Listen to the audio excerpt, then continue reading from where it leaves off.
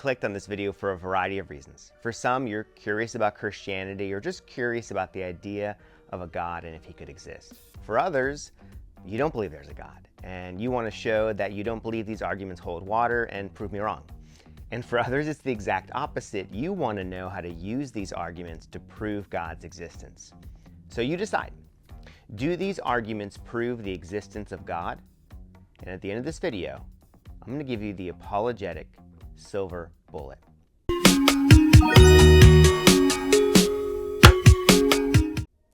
First argument, the cosmological argument. Cosmological argument is one of the most enduring arguments for the existence of God, and it hinges on the principle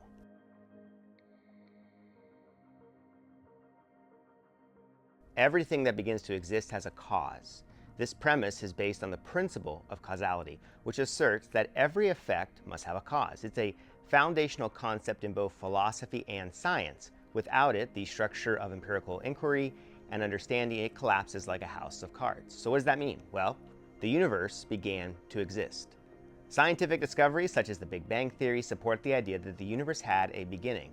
The Big Bang Theory posits that the universe expanded from an extremely hot and dense singularity around 13.8 billion years ago. Before this event, there was no space, time, matter, or energy as we understand them now. Therefore, the universe has a cause. If the universe began to exist, then according to this principle, it must have a cause. This cause, however, cannot be a part of the universe itself, since the universe encompasses all space and time. To illustrate the need for a first cause, consider a line of dominoes. Each domino falls because the previous one knocked it over. However, the sequence can't go back infinitely. There must have been an initial domino that caused the first one to fall without being knocked over by another.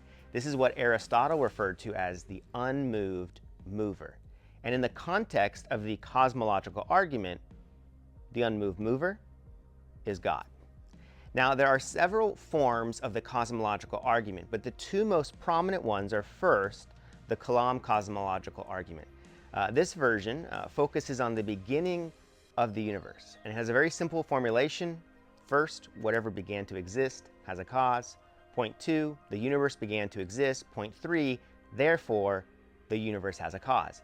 And this argument emphasizes that since the universe had a beginning, it must have been caused by something that itself does not require a cause, i.e., an eternal, uncaused cause. The second argument is the Aquinas cosmological argument. And this is named after Thomas Aquinas. This version doesn't rely on the universe having a beginning. Instead, it argues that the existence of contingent beings, things that could conceive not to exist, implies the necessity of a non-contingent being, a necessary being that caused the contingent beings to exist. And Aquinas said that this necessary being is God. Critics of the cosmological argument often raise the following objectives. First is infinite regress. Some argue that infinite regress of causes is possible, meaning there would not be a need for a first cause. Number 2 is what caused God. Skeptics might ask what caused God if everything else needs a cause. And then 3 relates to quantum physics. Some interpretations of quantum mechanics suggest that the particles can appear without cause. So in conclusion of this argument, the cosmological argument remains a significant and a persuasive line of reasoning for many Christians, because it presents a logical formulation for believing in a cause beyond the universe, which is identified as God. And by highlighting the necessity of the uncaused cause, this argument seeks to build a bridge between scientific inquiry and philosophical theology. Huh, what's this? I wonder how that got there. The next argument is the teleological argument for the existence of God. It's also known as the argument from design, which suggests that the universe's intricate and complex nature and order indicates the presence of a purposeful designer.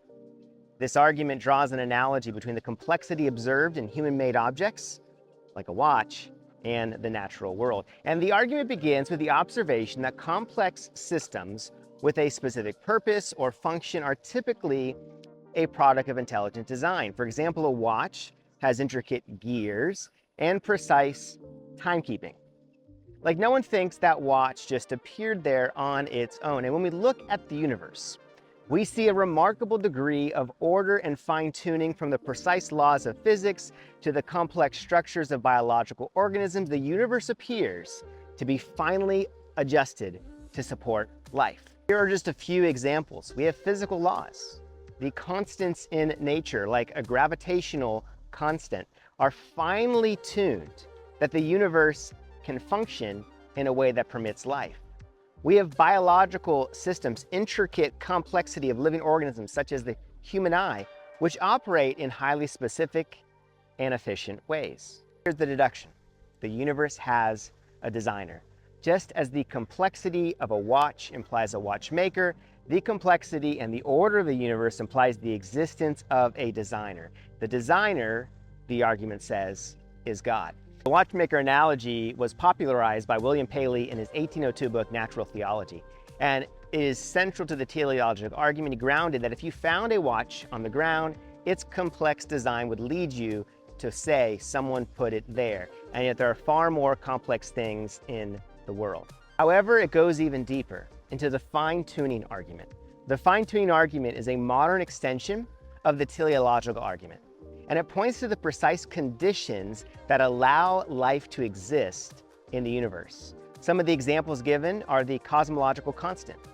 If the cosmological constant, which drives the acceleration of the universe's expansion, was just slightly different, the universe could have expanded too quickly or collapsed back into itself. Then there are strong and weak nuclear forces. If these forces were even slightly stronger or weaker, atoms wouldn't hold together and the chemical building blocks of life couldn't form. And then the ratio of electrons to protons. This ratio has to be balanced to an extraordinary degree to allow for chemical reactions that are necessary for life. And these examples suggest that the universe is fine-tuned in such a way that even slight variations in these constants would make life impossible. The improbability of these conditions occurring by chance leads to the conclusion that they are the result of deliberate design. The teleological argument also finds support in the complexity of biological organisms. Charles Darwin's theory of evolution through natural selection explains much of the diversity of life, but some argue that certain biological structures are irreducibly complex and cannot be explained by a gradual evolutionary process. The examples include the bacterial flagellum, a complex whip-like structure that propels bacteria. It functions like an outboard motor with numerous independent parts. Or the human eye, a highly complex organ with multiple components working together to allow vision. Proponents of the intelligent design argue that such structures are best explained by the existence of an intelligent designer rather than by undirected natural processes. Now, there are three primary counterarguments. The first is evolutionary explanations. Many of the complex structures cited by proponents of the teleological argument can be explained through natural selection and evolutionary processes. The theory of evolution provides a robust framework for understanding the development of biological complexity. The second one that's put up is the multiverse hypothesis. Some scientists propose the multiverse hypothesis, which suggests that our universe is just one of many. And in this view, it's not surprising that at least one universe had the perfect conditions for life. And then three is the anthropic principle, which states that we observe the universe to be fine-tuned for life because if it weren't, we wouldn't be here to observe it. Thus, the appearance of a design is a result of our perspective as living beings within a life-permitting universe. However, the teleological argument remains a compelling case for many who see the intricacy and order of the universe as evidence of a purposeful creator. And while it does face challenges from evolutionary biology and cosmological theories, it continues to be a starting point for the existence of God. The moral argument says that the existence of objective moral values and duties are best explained by the presence of a moral lawgiver, which many identify as God. And this premise asserts that some actions are just universally right or universally wrong, that regardless of human option or opinion. For instance, torturing an innocent child for fun is universally recognized as morally wrong. And such moral values, they're objective, they're valid, and binding independently of human thought. And so the existence of objective moral values suggests a source beyond human society and individual preference. The argument holds that these values are best grounded in a transcendent source, a moral lawgiver. And given the objective moral values, they do exist and require a transcendent foundation, the best explanation is that God is the ultimate lawgiver who exists. So let's explore the argument a bit. It's key to understand the difference between objective and subjective morality.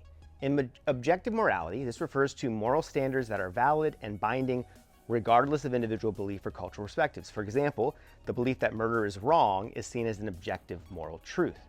Subjective morality, this viewpoint holds that moral values are contingent upon individual or cultural perspectives. And under this framework, what is considered right or wrong can vary significantly between societies or among individuals. Now, many argue that our shared sense of morality, it points to a higher standard. And throughout history and across cultures, there have been certain moral principles that have emerged.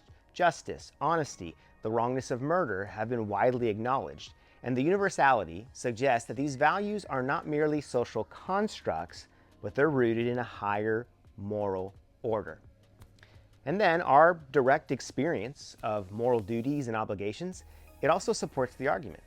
When we feel compelled to act kindly or to refrain from harm, we are responding to something beyond mere social conditioning. This sense of duty implies that there are objective moral truths that we are aware of and accountable to. The moral argument has been championed by several prominent philosophers. The first is Kant. Now, Kant did not explicitly frame his argument within the context of theism, but he did say that a moral law implies a moral lawgiver. He believed in a categorical imperative, a universal moral law that we are duty-bound to follow, suggesting a rational basis for the belief in God. And then William Lane Craig, a more modern contemporary defender of the moral argument, argues that without God, objective moral laws lose their foundation. He maintains that an atheist framework cannot adequately account for the binding nature of moral duties. So what are the objections? The first is moral pluralism. So critics here argue that the existence of diverse moral systems across cultures undermines the notion of objective moral values. Number two is evolutionary ethics. Some suggest that our moral intuitions are the result of evolutionary processes. So according to this view, moral behavior evolved because it was advantageous for survival and also social cohesion. And then three, secular humanism. Secular humanists argue that objective moral values can exist independently of God, grounded in rational human interests and well-being. So the moral argument, while not perfect, it does provide a robust framework for understanding the foundation of moral intuitions, experiences, and values. The ontological argument. The ontological argument is very unique, and it is probably the most sophisticated philosophical argument for the existence of God. It was initially developed by St. Anselm of Canterbury in the 11th century, and it's based on reasoning from the concept of God rather than empirical evidence. And so the argument, it starts with a definition of God as a being that which nothing greater can be conceived. And this definition is crucial because it really sets up the foundation for the whole argument and all the logical steps. That God is conceived as the greatest possible being encompassing all perfections, including existence. And we can conceive of God in our minds. However, a being that exists both in the mind and reality is greater than a being that exists only in the mind. And if God exists only in our minds, then we can conceive of a greater being, one that exists in reality. Therefore, if we can conceive of a God as the greatest possible being, God must exist in reality because existence in reality is a necessity. If God did not exist in reality, God would not be the greatest conceivable being, which contradicts the initial definition. And so his argument can be kind of formally summarized as follows. First, God is defined as the greatest conceivable being. Second, it is greater to exist in reality than merely the mind. Third, if God exists only in the mind, then a greater being could be conceived than one that exists in reality. And four, therefore God must exist in reality. Now, several philosophers have engaged with the ontological argument, some offering support and others offering critique. René Descartes, he kind of reformulated the argument a bit, saying that the existence is a perfection, and that the concept of a supremely perfect being, God, necessitates including existence. Norman Malcolm, he revised the argument a bit by focusing on the concept of necessary existence. He argued that if God's existence is possible, then God must exist necessarily. The first is Galiano Island. He was a contemporary of Anselm, and he offered a famous critique by imagining a perfect island. He argued that just because we can conceive of the most perfect island, it doesn't mean it exists. And this analogy was meant to show that Anselm's reasoning could be applied to absurd conclusions. However, Anselm and later defenders argued that the ontological argument applies uniquely to the concept of God because God is defined as a necessary being. The concept of a perfect island is not necessary. Kant's objection. He critiqued the argument by asserting that existence is not a predicate or a property that makes something greater. He argued that saying something exists does not add to its concept or its being. And then three is logical positivism. Logical positivists have dismissed the ontological argument as meaningless because it's not empirically verifiable. They argue that statements about God's existence cannot be tested or observed. The ontological argument has seen renewed interest and various formulations in contemporary philosophy. One of the most well-known proponents, Plantinga, for example, has developed a model, a version of the argument based on possible worlds. His version suggests that if it's possible that a maximally great being exists, then such a being exists in some possible world. If a maximum great being exists, then it must exist in any possible world, including our own, because a maximally great being would have the attribute of necessary existence. The ontological argument remains one of the most intriguing and debated arguments for the existence of God. Its strength lies in the bold attempt to deduce God's existence from the very concept of God himself. The argument from religious experience suggests that personal encounters with the divine reported across cultures and historical periods provides evidence for the existence of a higher power, often identified as God. That these experiences, although subjective, are considered compelling by many because of their profound impact, but also consistency. Because religious experiences are reported globally. They transcend cultural, geographical, and historical boundaries. And these experiences often have transformative effects on individuals, leading to significant changes in behavior, beliefs, and life direction. The authenticity of these changes supports the argument that the experience are genuine encounters with something beyond the material world. And the consistency and transformative nature of these experiences suggests that they're not merely psychological or cultural constructs, but they point to an actual transcendent reality, often identified as God. And they come in a variety of forms. There are mystical experiences, which involve a sense of unity with the divine and a feeling of transcending ordinary reality. They're often described with, I can't even put it into words. Then there are conversion experiences, where there are these sudden and dramatic changes in belief and lifestyle, often attributed to a divine encounter. And then there's prayer and meditation, and many report experiencing a sense of divine presence or guidance during prayer or meditation. These experiences, subtle or intense, and often provide comfort, direction, and a sense of connection with a higher power. And then possibly one of the most common ones we hear about are near-death experiences. And this involves individuals who, after being close to death, report experiences such as moving through a tunnel, encountering a bright light, or meeting spiritual beings. Philosophers and theologians have offered a variety of interpretations that support the argument from a religious experience. William James, in his seminal work, the varieties of religious experience, he argued that religious experiences are valid sources of knowledge about the divine. He emphasizes their pragmatism, focusing on the practical effects. Rudolf Otto described religious experiences as encounters that evoke both fear and fascination, that these experiences point to reality beyond the empirical world. So what are the counter-arguments? The first is the subjectivity and psychological explanation. Critics argue that religious experiences are purely subjective and can be explained by psychological factors such as hallucinations, emotional stress, or cultural conditioning. Neurological studies, for instance, have shown that certain brain states can produce experiences similar to those described in religious contexts. Second is cultural relativity. Some skeptics point out that religious experiences are often shaped by cultural and religious backgrounds, suggesting they're not encounters with an objective reality, but rather projections of culturally ingrained beliefs. Three is the problem of competing religious claims. Different religions often have conflicting interpretations of religious experiences, leading to the question of which, if any, represent the true divine reality. And so the argument from religious experience, it does remain a compelling case for many believers, highlighting the profound and universal nature of encounters with the divine. Now, it does face its challenges from psychological and cultural critiques, but its emphasis on the transformative impact and widespread occurrence of these experiences does provide a strong foundation for belief in a higher power.